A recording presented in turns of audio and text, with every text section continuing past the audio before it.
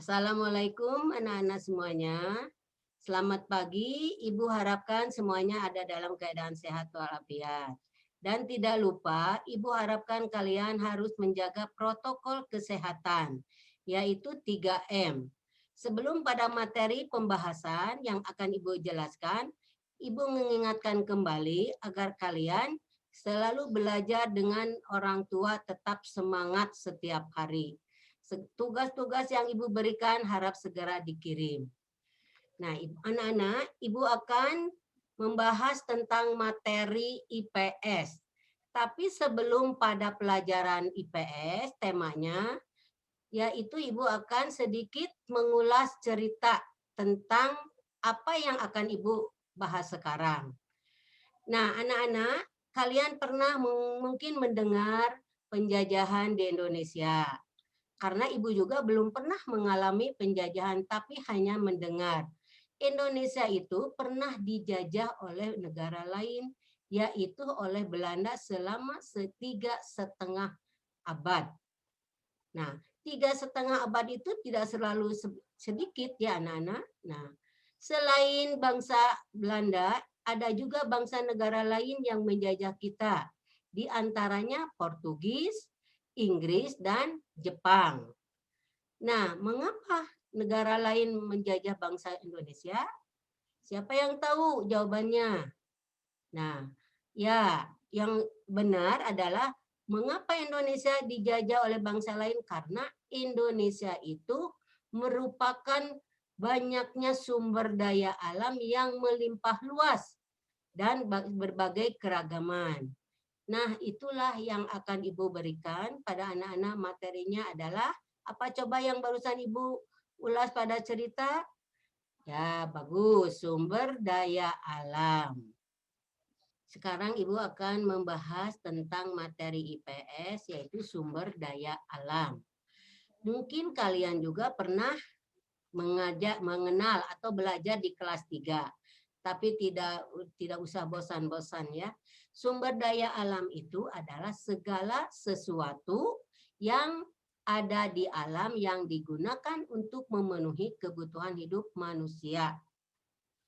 Contoh sumber daya alam itu ada 2 macam, yaitu sumber daya alam yang dapat diperbaharui dan sumber daya alam yang tidak dapat diperbaharui. Yang dapat diperbaharui yaitu artinya yang dapat diolah kembali atau diproduksi kembali walaupun kita memakai terus-menerus tidak akan ada habisnya. Contohnya seperti ini. Sumber daya alam yang dapat diperbaharui adalah seperti lihat pada gambar anak-anak. Di sini ada padi, ada perkebunan, ada peternakan, ada perikanan. Nah, ini namanya sumber daya alam yang dapat diperbaharui, yaitu yang dapat diolah atau diproduksi kembali. Tidak ada habisnya walaupun kita memakainya setiap hari. Mengapa tidak dapat habisnya, Bu, anak-anak? Nah, coba siapa yang tahu? Iya, bagus.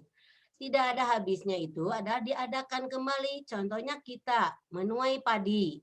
Menuai padi itu tidak akan terus kosong itu lahan sawah itu, tapi ditanami lagi.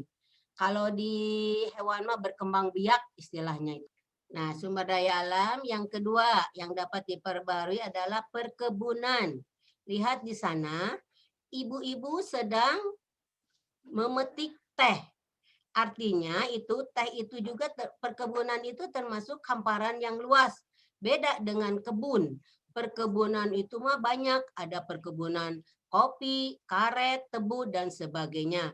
Itu juga kita gunakan setiap hari. Tapi tidak ada habis-habisnya, ditanam lagi dan seterusnya.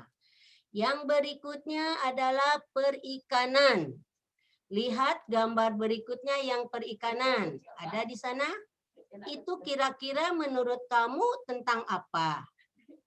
Bagus, ya, tentang pelelangan ikan di pasar.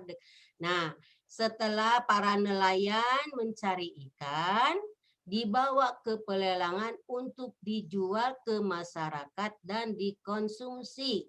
Nah, itu juga sama, tidak ada habisnya.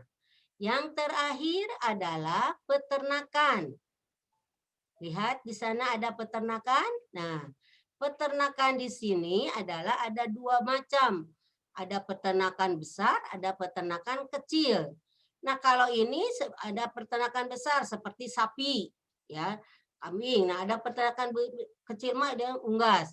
Itu juga kita makan konsumsi tiap hari, dipotong, disembelih dan akhirnya tapi tidak ada habisnya. Itulah yang dinamakan sumber daya alam yang dapat diperbaharui. Contoh sumber daya alam yang tidak dapat diperbaharui adalah yang tidak dapat diproduksi kembali. Jadi kita harus hemat-hemat menggunakannya. Contohnya ada pertambangan, ada minyak gas, atau minyak bumi, dan sebagainya. Itu yang berasal dari penggalian tanah. Jadi itu tidak dapat diperbaharui alias tidak dapat diproduksi lagi. Ya, anak-anak, Ibu lanjutkan ya. Manfaat sumber daya alam yang dapat diperbaharui dan tidak dapat diperbaharui itu sangat bermanfaat sekali bagi kelangsungan hidup manusia.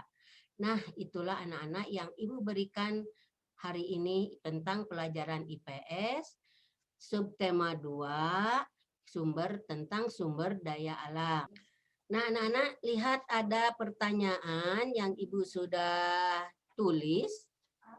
Nah, di sini ada pertanyaannya adalah jawablah pertanyaan di bawah ini. Ini yang menyangkut kepada sumber daya alam. Silakan kalian kerjakan pada buku IPS, hanya 2 soal ya. Pada buku IPS dan langsung kirimkan via Wapri ke wali kelasnya masing-masing. Terima kasih anak-anak atas menyimak pembahasan dari Ibu. Wassalamualaikum warahmatullahi wabarakatuh. Salam semangat.